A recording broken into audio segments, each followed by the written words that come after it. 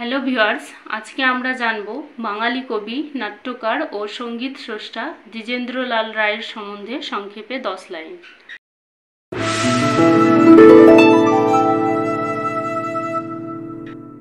Number 1। Dwijendralal রায় ছিলেন একজন বিশিষ্ট বাঙালি কবি, নাট্যকার ও সঙ্গীত স্রষ্টা। তিনি ডি.এল. রায় নামেও পরিচিত।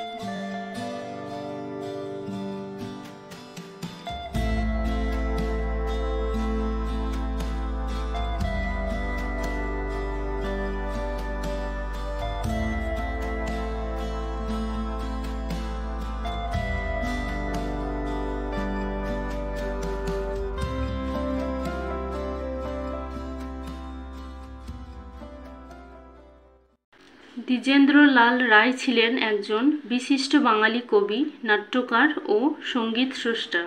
তিনি ডি.এল. রায় নামেও পরিচিত। নাম্বার 2। দ্বিজেন্দ্রলাল রায়ের জন্ম 1863 সালের 19শে জুলাই পশ্চিমবঙ্গের নদিয়া জেলার কৃষ্ণনগরে। তার পিতার নাম কার্তিকেয় চন্দ্র রায় ও মাতা প্রসন্নময়ী দেবী।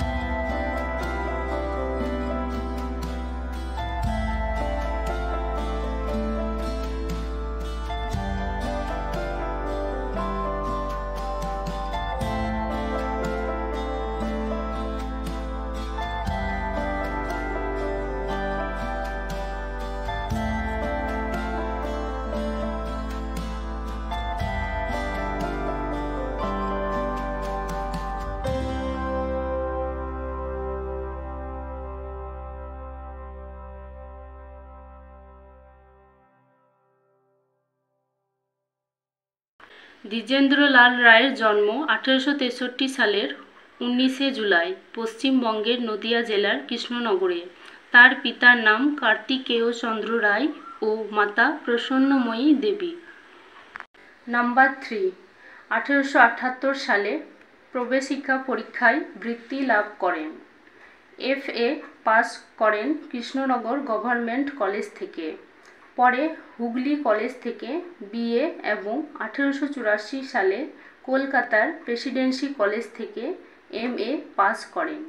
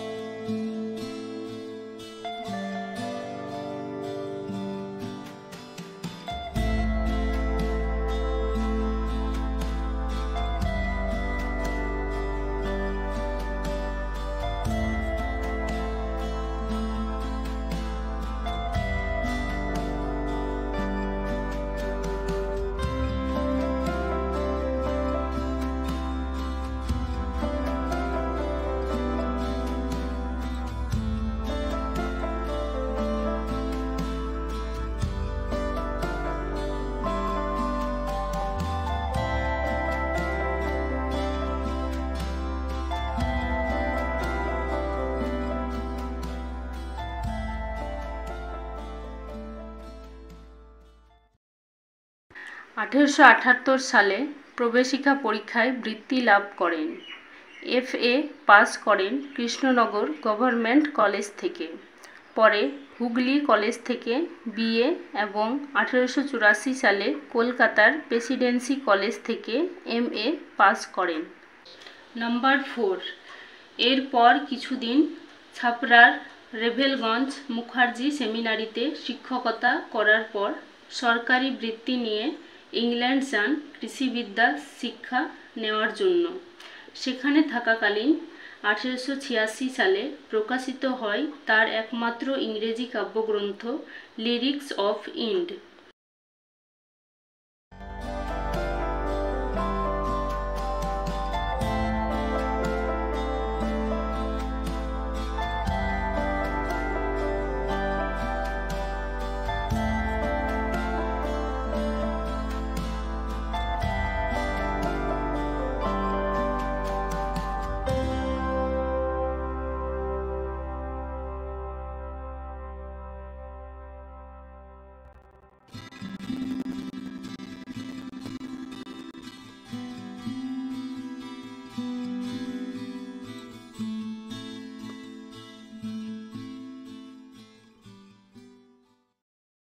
এরপর কিছুদিন ছাপড়ার রেভেলগঞ্জ মুখার্জি সেমিনারিতে শিক্ষকতা করার পর সরকারি বৃত্তি নিয়ে ইংল্যান্ড যান কৃষিবিদ্যা শিক্ষা নেওয়ার জন্য।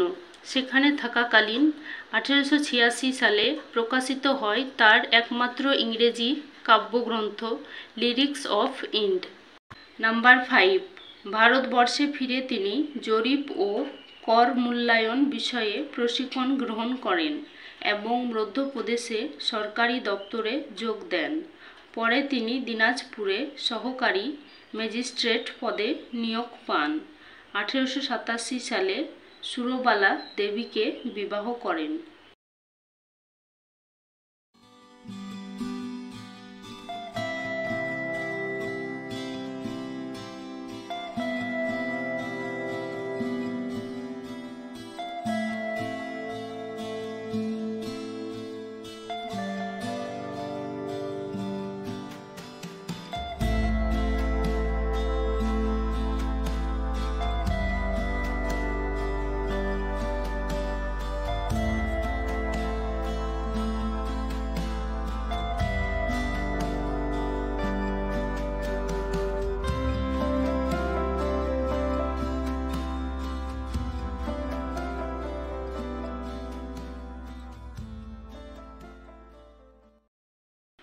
ভারতবর্ষে ফিরে তিনি জরিপ ও কর মূল্যায়ন বিষয়ে প্রশিক্ষণ গ্রহণ করেন এবং মধ্যপ্রদেশে সরকারি দপ্তরে যোগ দেন।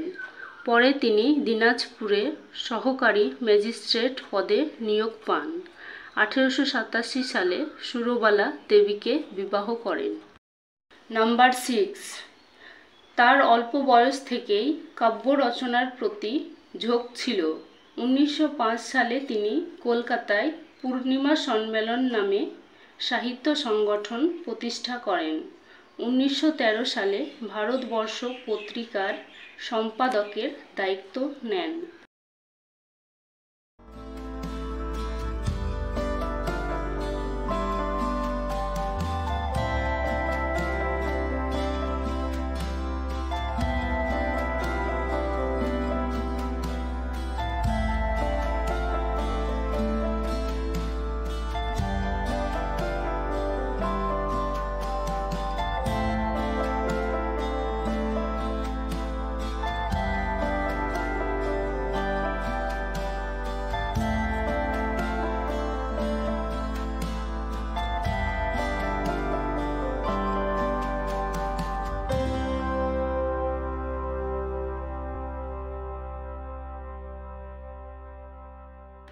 তার অল্প বয়স থেকেই কাব্য রচনার প্রতি ঝোঁক ছিল।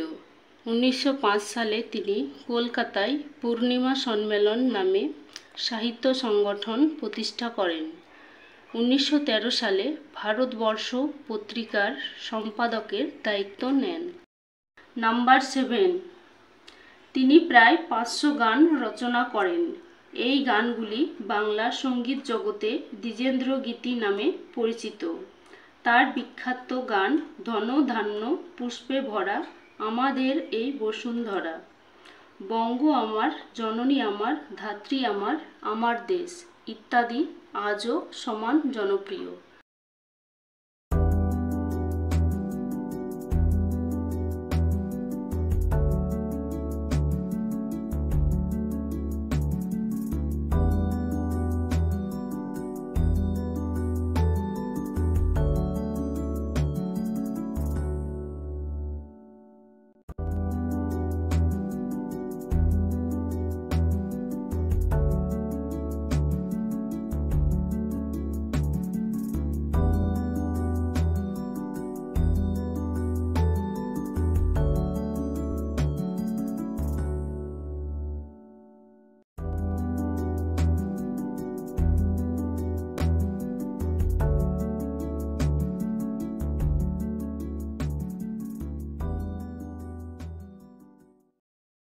তিনি প্রায় 500 গান রচনা করেন।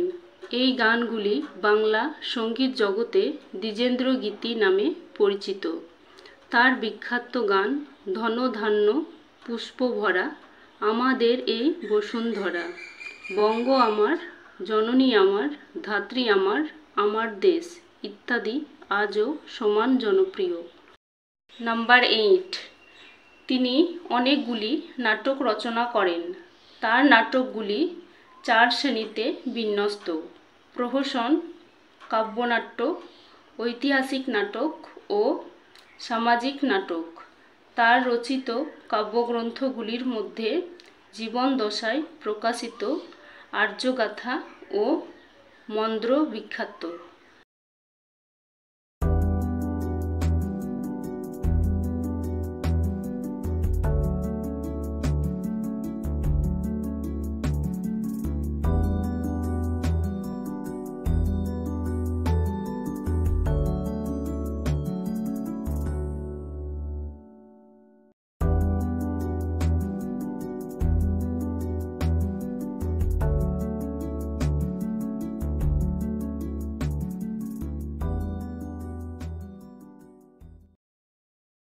তিনি অনেকগুলি নাটক রচনা করেন। তার নাটকগুলি 4 শ্রেণীতে বিন্যস্ত: প্রহসন, কাব্যনাট্য, ঐতিহাসিক নাটক ও সামাজিক নাটক। তার রচিত কাব্যগ্রন্থগুলির মধ্যে জীবনদশায় প্রকাশিত আর্যগাথা ও মন্দ্র বিখ্যাত। নাম্বার 9, দ্বিজেন্দ্রলাল রায়ের বিখ্যাত নাটকগুলির মধ্যে উল্লেখযোগ্য হল এক ঘরে, কল্কি অবতার, বিরহ, সীতা, তারাবাই, দুর্গাদাস, রানা প্রতাপ সিংহ, মেবার পতন, নূরজাহান, শাহজাহান, চন্দ্রগুপ্ত, সিংহল বিজয় ইত্যাদি।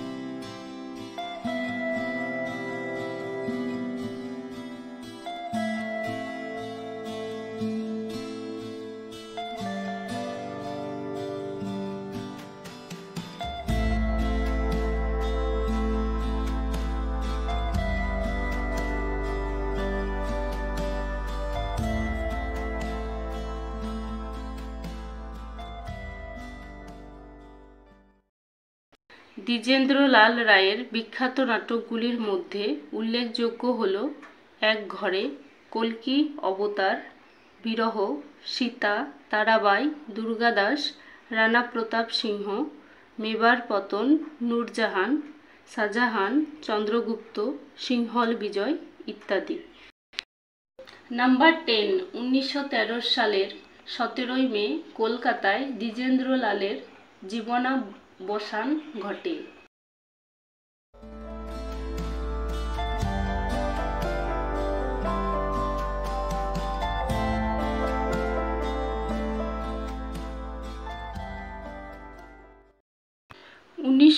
সালের 17 মে কলকাতায় দ্বিজেন্দ্রলালের জীবনাবসান ঘটে। ভিডিওটা দেখার জন্য সবাইকে অনেক ধন্যবাদ। এই ধরনের আরও ভিডিওগুলি দেখার অনুরোধ রইল। তার জন্য আমার চ্যানেলটা অবশ্যই সাবস্ক্রাইব করবে আর নতুন কিছু জানার জন্য কমেন্টে অবশ্যই জানাবে।